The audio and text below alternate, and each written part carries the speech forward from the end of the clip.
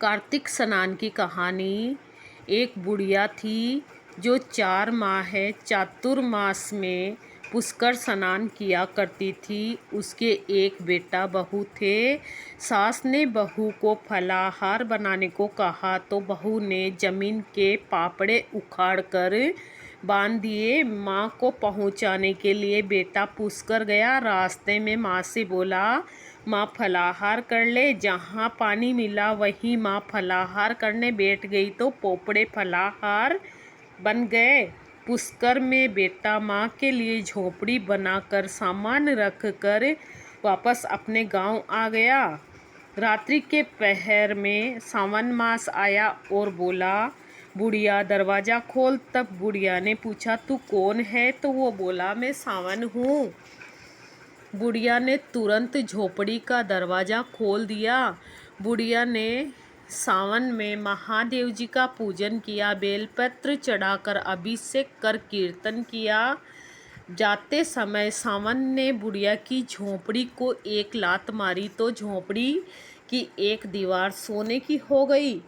बाद में भादवे का महीना आया और उसने भी दरवाज़ा खोलने को कहा बुढ़िया से।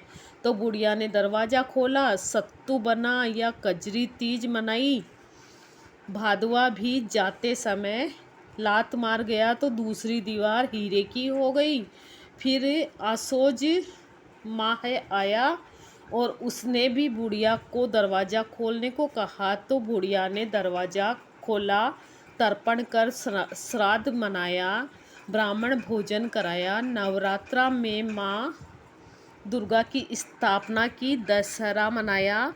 उसने भी लात मारी तो तीसरी दीवार सोने की हो गई। इन सब के बाद कार्तिक का महीना आया और उसने भी दरवाज़ा खोलने को कहा। बुढ़िया ने खोला। कार्तिक स्नान, भजन पूजन व्रत किया, गोवर्धन पूजा, भाई दूज, आंवला नवमी करी। उसने जाते समय लात मारी तो बुढ़िया की झोंपड़ी सारी सोने की हो गई। बुढ़िया खूब दान धर्म करती और धनवान और भगवान का भजन किया करती। चातुर्मास पूर्ण होने पर बेटा अपनी माँ को लेने पुष्कर आए तो माँ और झोंपड़ी को पहचान नहीं सका। वहाँ तो भगवान की कृपा से ठाठ बाट हो गए। उसने आस पास वालों से पूछा। उन्होंने बताया कि बेटा माँ के पैरों में गिर उस आसपास वालों से पूछा तो उन्होंने बेटा माँ के पैरों में गिरकर बोला, माँ घर चलो।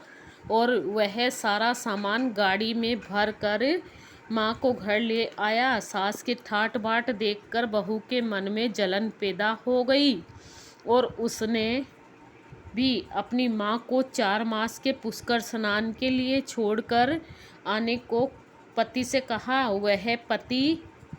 वह अपनी सास को भी पुष्कर छोड़कर आ गया। सावन, भादवा, आसोज, कार्तिक सभी आए लेकिन बहू की माँ ने कुछ भी नहीं किया। वह 4 समय खाती थी और दिन भर सोती थी। चातुर्मास के जाते जाते झोपड़ी को एक लात मारी तो झोपड़ी गिर गई और बहू की माँ को गधी की योनि में होना पड़ा। 4 माह बाद जमाई जब अपनी सास को लेने आया तो उसे न तो सास ही दिखाई दी और न ही झोपड़ी।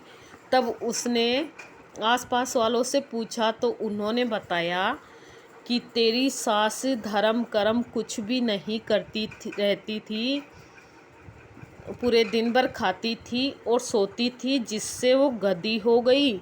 सास ने भी अपने जमाई को देखा तो वह भी भोंकते भोंकते सामने आ गई। तब जमाई ने सास को गाड़ी के पीछे बांध लिया और घर ले आया।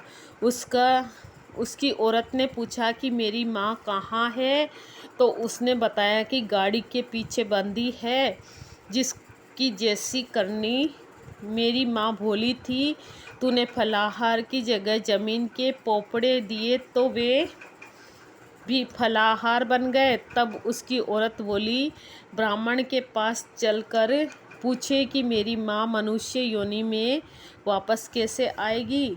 ब्राह्मण बोला, तेरी सास जब स्नान करे कार्तिक का, उस पानी को लेकर अपनी माँ को स्नान करा दे तो यह योनि छूट जाएगी। तब बहू ने ऐसा ही किया और उसकी माँ मनुष्य योनि में हो गई। हे राधा दामोदर भगवान, जैसा तुमने लड़के की माँ को सब कुछ दिया वैसा सबको देना और शांति रखना। कार्तिक माता की जय।